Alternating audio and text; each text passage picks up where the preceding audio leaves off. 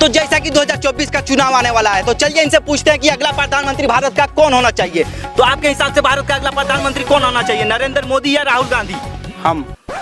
तुम प्रधानमंत्री बनेगा?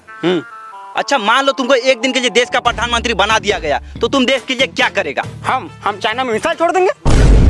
अच्छा, और अगला दिन चाइना हम पे मिसाइल छोड़ दिया तो हम क्या करेंगे? हम तो एक दिन के प्रधानमंत्री, अगला दिन मोदी जाने।